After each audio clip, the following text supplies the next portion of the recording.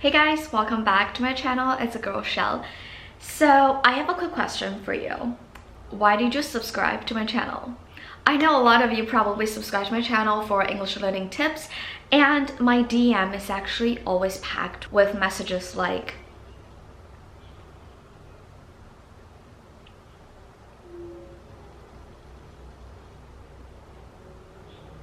So having received that many requests, I rewinded all my previous videos, cleared up my mind, and decided to film this one in English.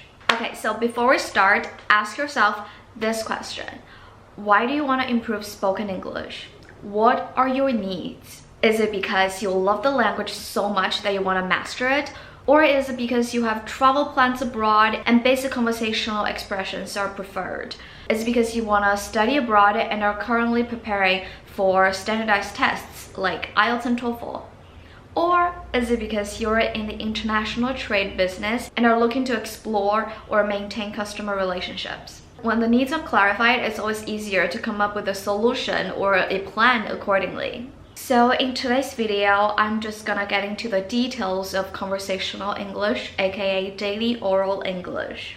And in the coming few weeks, I'll come up with more about spoken English in a semi-formal setting or giving presentations.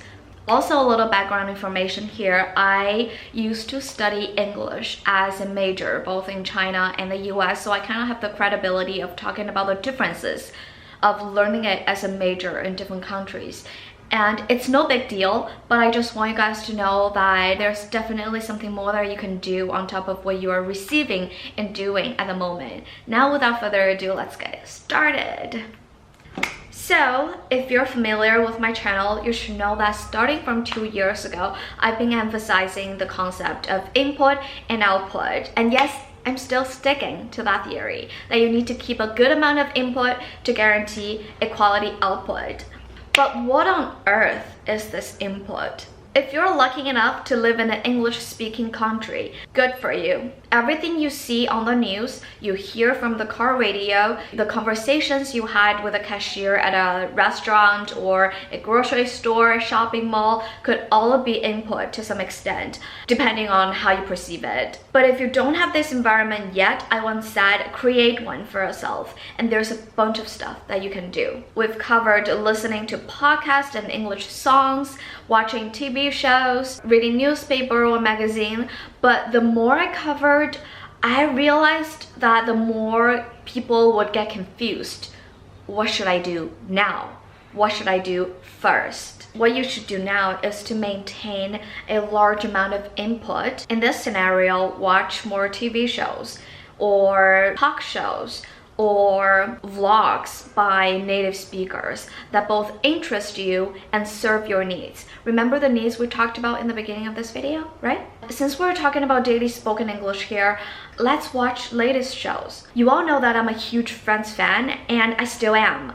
But lately, I've actually been reflecting on myself and the show itself, and I realized a kind of sad fact that the very first episode of Friends was produced in 1994, and it's older than me. Some of the slangs and idioms in the show might be a little outdated, but yes, it's a great show. It is the best show ever. But if you want to utilize the language well in your life, in your current life, you might need to watch some more recent shows like Modern Family and How I Met Your Mother, these types of daily comedy. And actually a lot of my video ideas were inspired by these type of shows. When I want to present you guys more practical English learning tips, also talk shows could be a great resource too, like The Ellen Show, The Conan. Another great resource, if you guys are on YouTube, those kind of daily vlogs produced by native speakers would give you a better sense of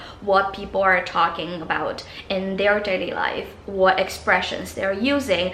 As a girly girl myself, I love watching let's say Sophia Chang, Michelle Choi, Jenim, and Whaley, and you can actually learn a lot from their videos, like from their lifestyle, their makeup, and self-growth related tips. Also, when you're watching these shows, I don't want to nag you, but this is exactly what I do. You have to realize that you are not watching it for nothing.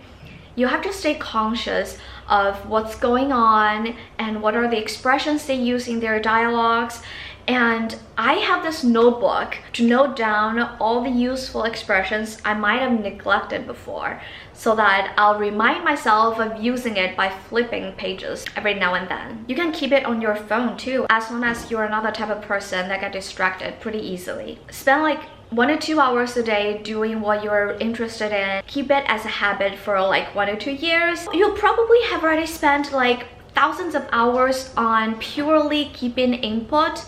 And imagine how many vocabs, slangs, and foundation you've already built for yourself. Hold yourself accountable for your progress and the efforts. Don't quit halfway. Alright, now that we've talked about input, let's get into output. One thing is to prepare a list of things you love or are interested in so much that you have a lot to talk about and you will get also talkative. How many of you have ever taken the oral session of IELTS and TOEFL test? You guys know that when you're preparing for those, there's this hella long list of questions, and those are a good point to start off. Other than that, when I mentioned TV shows, you can actually do dubbing on a variety of apps on your phone. And this is literally the best way to practice oral English, because during this process of dubbing, you'll get to mimic how the sentences are spoken out, including the filler words, tones,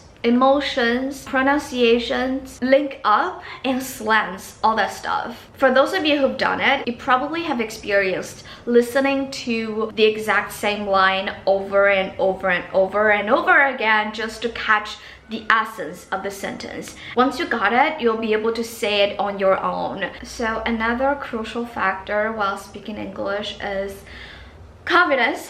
This is probably the millionth time of me talking about it, but it doesn't hurt bringing it up again because of all the comments I received recently. If you sound just like a native speaker, don't judge people on their accent or their mistakes, because we are on the same boat. We're not native speakers. And it's okay to make mistakes. Once you make mistakes, you know how to correct it, and that's when you make progress. Being able to speak a second language is already superb. Why are we being so mean to our fellow friends? I guess all of you are familiar with this phenomena that when a foreign face says, 你好, 你好吗, and you guys will be like, oh my god, you're so good at Chinese, you're so fluent. When our fellow friends speak English, people all of a sudden get so picky, mean, and judgmental. That is not healthy. Drop that attitude, people. Confidence, encouragement do matter a lot. It's okay that you are not fluent right now, but as long as you make more effort, you tried harder, you'll see the results. Alright, so here's today's video. I hope it's kind of useful for you guys. And please comment down below with more concerns or questions you still have so that we can discuss it in this community. Happy November, everyone!